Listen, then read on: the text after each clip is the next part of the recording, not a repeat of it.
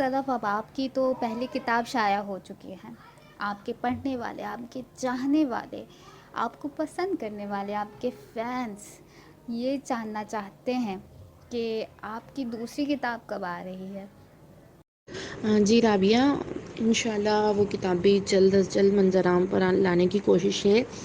بلکہ اس کتاب کے لیے میں خود بھی ایکسائٹیڈ ہوں، کیونکہ وہ کتاب ایک تو تحقیق پر مبنی ہے، دوسرا اس کتاب پر کتاب اول کی بنسبت زیادہ محنت ہے، زیادہ مطالعہ ہے، اور میری اور احباب کی خواہش بھی ہے. مطلب اس کے لیے باقاعدہ کچھ ایک اچھے سے منصوبہ بندی ہے، اور انشاءاللہ وہ وقت کے ساتھ ساتھ منظر عام پر کتاب کے ساتھ ہی آ جائیں گے. بس آپ کی نیک دعائیں اور نیک تمنائیں چاہیے کہ جلد از جلد وہ کتاب بعنوان کیوں منظر عام پر آ جائے. رب تبارک و تعالیٰ اسے خیر و عافیت سے پائے تکمیل تک پہنچائے، اور جلد از جلد وہ آپ لوگوں کے سامنے آ سکے، آپ لوگوں کے ہاتھوں میں آ سکے. صدف، اگر مجھ سے کوئی کہے کہ میں در صدف ایمان صاحبہ کو ایک لفظ میں بیان کروں تو یہ تو مجھ سے نہیں ہوگا. تو میں چاہتی ہوں کہ در صدف ایمان صاحبہ خود اپنے آپ کو ایک لفظ میں بیان کریں.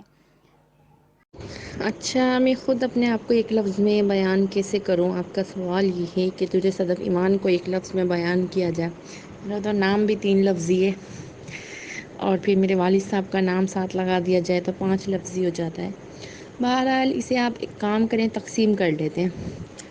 تو کچھ مردوں کے نزدیک، یعنی ایک مخصوص طبقہ مرد ہے، ان کے نزدیک خلاف مردہ ہوں.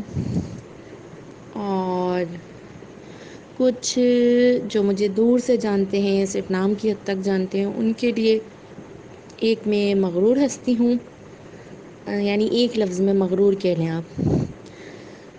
کچھ کے نزدیک میں پرشکوہ ہوں، اور کچھ کے نزدیک جو ہے، جو مجھے قریب سے جانتے ہیں یا نارمل، مطلب قریب سے تو جو مجھے جانتے ہیں وہ مجھے مخلص سمجھتے ہیں. جو نارمل جانتے ہیں، جن سے صرف سوشل میڈیا کی حد تک رابطہ ہے، وہ ایک مجھے مخلص کہہ دیتے ہیں. اور آپ جیسے قریبی احباب، دوست سمجھتے ہیں.